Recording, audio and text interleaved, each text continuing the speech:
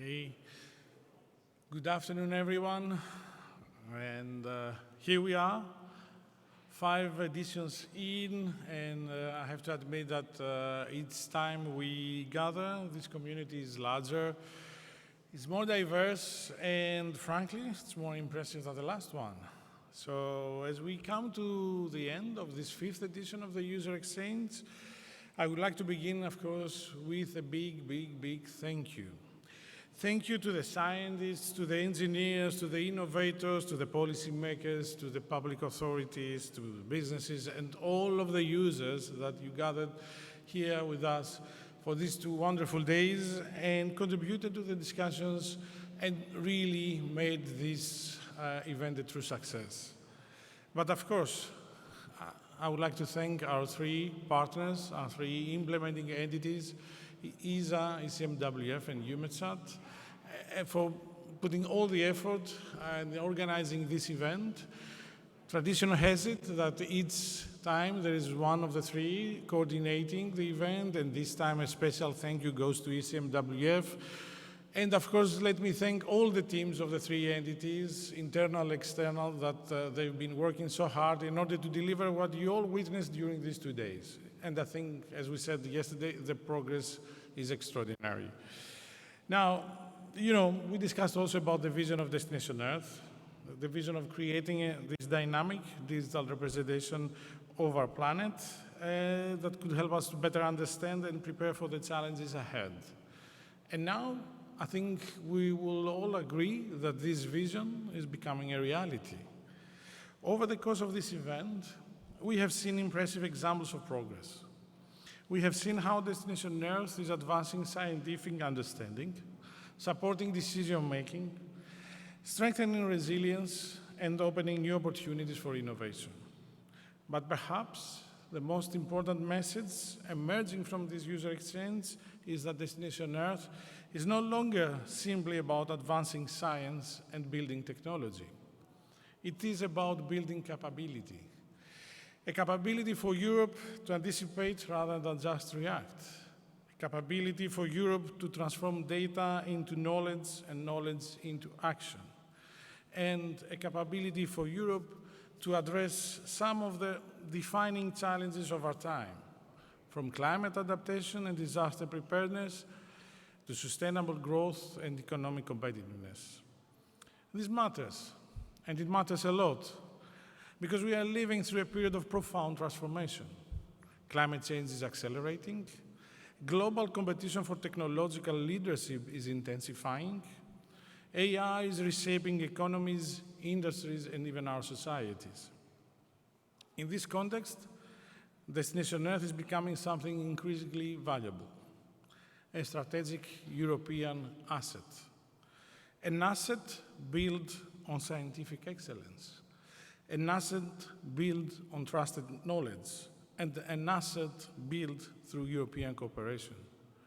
This is why the future of Destination Earth is so important. As we look towards phase 3 and beyond, we have the opportunity to deliver impact at scale.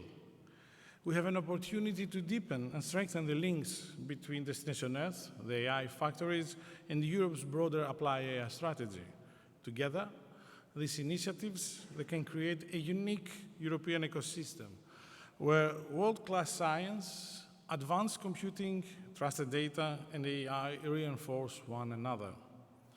But this is not only about scientific and technological progress. It is about ensuring that Europe remains competitive in a rapidly changing world. It is about strengthening our resilience and preparedness.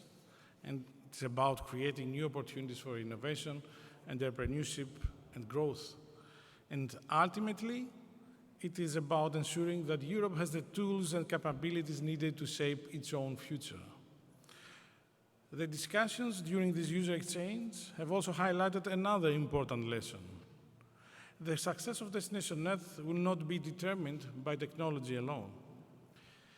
Its success will depend on people, on the researchers who push the boundaries of knowledge, on the innovators who transform ideas into solutions, on the public authorities who use these capabilities to serve citizens, on the businesses and startups that create new services and new opportunities, and on the growing community that continues to challenge, improve, and expand Destination Earth as we go forward. In many ways, this community is Destination Earth's greatest strength. It's you. You are Destination Earth's biggest strength and driving force. So what I have heard over these 2 days is a community that is ready to move fast. And this is exactly the kind of pressure that you need to apply to us. The demand for a higher resolution, for more accessible interfaces, for tighter integration with national services, for data that speaks directly to policy decisions, but rather than stopping at the door of the policy process. This demand is not impatience. It's a signal that Destination Earth has succeeded in creating something that people really need. And believe me, we take this signal really seriously, not just as a list of technical requirements, but as a political mandate to keep investing, keep connecting, and keep pushing the boundaries of what European collaboration can achieve. So let us leave this event with confidence. Confidence in what has already been achieved, confidence in the extraordinary talent and expertise that exist across Europe, and confidence in our ability to turn ambition into action. Destination Earth has shown that Europe can think big, and next week we are entering into the most exciting phase of Destination Earth. A phase that is about proving that Europe can turn this ambition into a lasting impact. And let's admit it, our planet needs a twin. And Europe is building it together with you, with its users. So thank you again for your commitment, your contributions, your belief in this vision. We will see you at the 6th edition of this event, and by then, I expect that the questions will be even harder, the ambition even greater, and the achievements even more remarkable, because this is exactly as it should be. So again, a big thank to all of you, and we look forward to continue this exciting journey together. Thank you.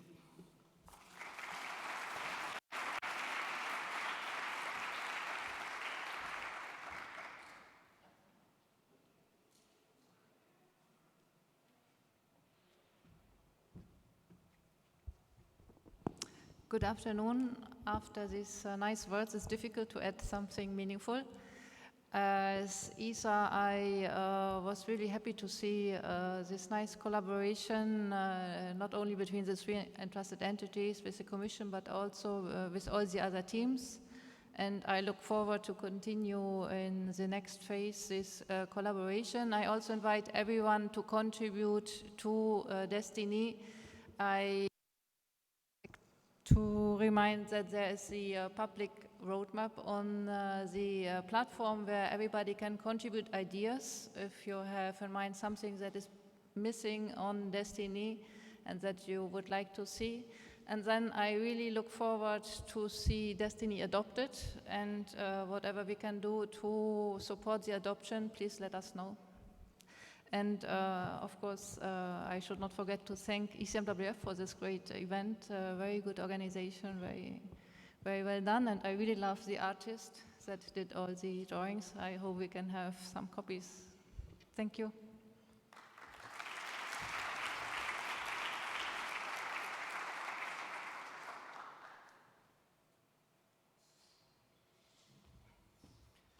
Yeah, thank you, Babis and Katrin. I don't know what else to say now, but I pick up some things that you mentioned, Babis, and for me it's about asset. Knowledge is an asset, and we've seen this in all these various training sessions. And for me, this was one of the most impressive emotions I actually got when I went into the training sessions and I saw how cramped the rooms were and the engagement of the questioning and this.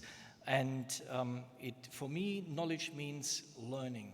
And here we've seen the evidence of learning, and we've also seen the commitment to wanting to learn. And this builds the knowledge that we need, and that builds the asset that you mentioned, Babis. Yeah?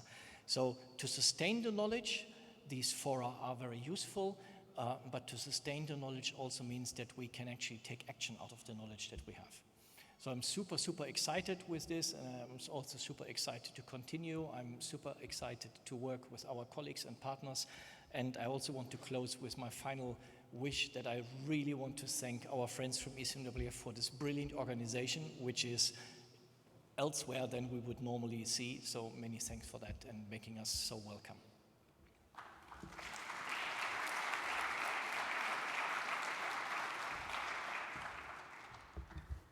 Okay, so I don't know what to add here as a next speaker.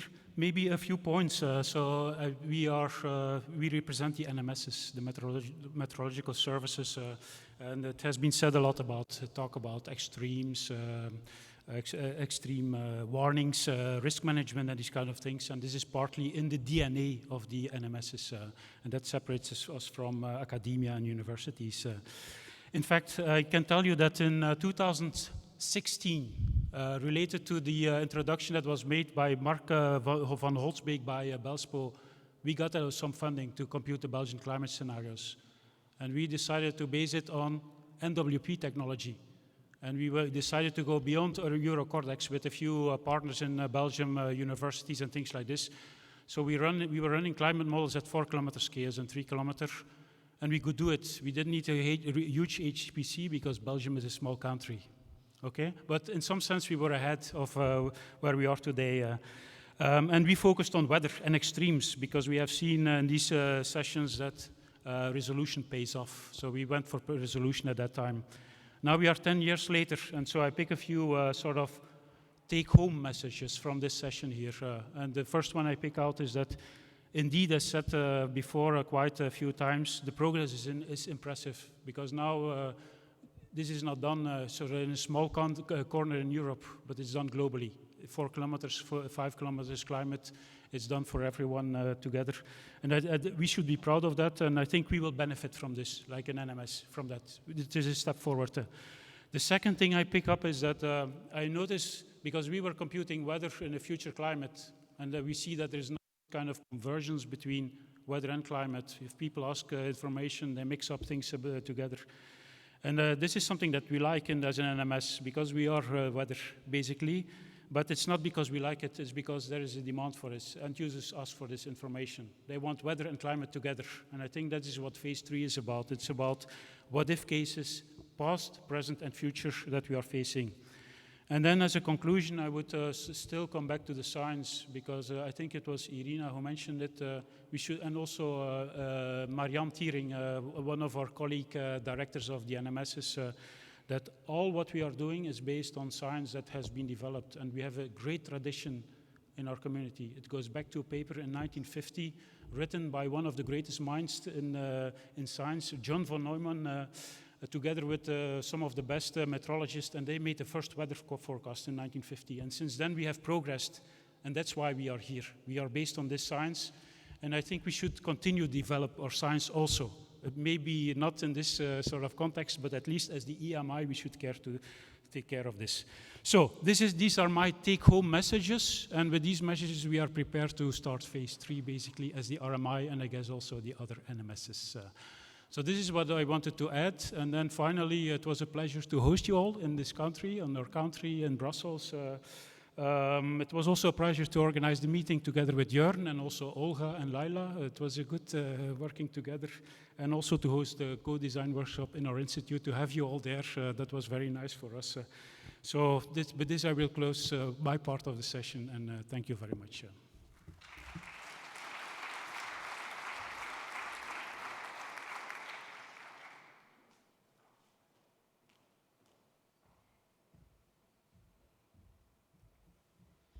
A lot was said, so I won't repeat what everyone else said, but I want to pick up on one point that I was saying earlier.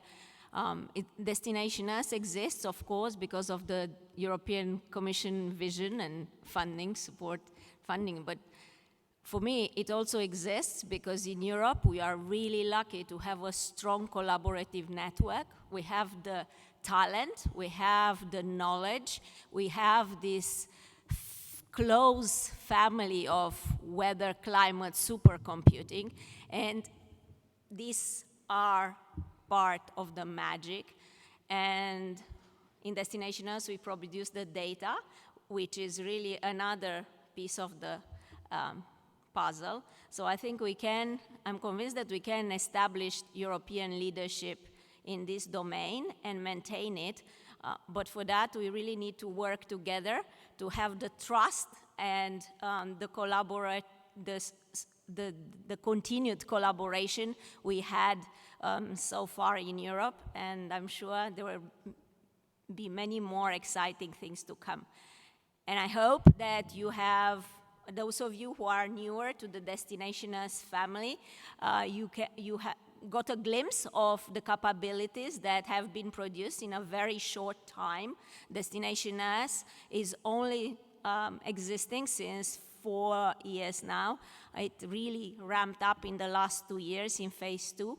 And I hope you can go home, explore the data, explore the new capabilities, the new services on the lake, on the platform, and don't hesitate to get in touch when you have questions and helps us strengthen this ecosystem. Thank you. Oh, and thank you as well to the organizers again. Florian did it yesterday. I really want to thank Sophia, Laila, Olga, but also Franca and Jörn, who very patiently were behind all this organization and the many changes, and of course Pete and the Royal Meteorological Institute in Belgium, one of our member states.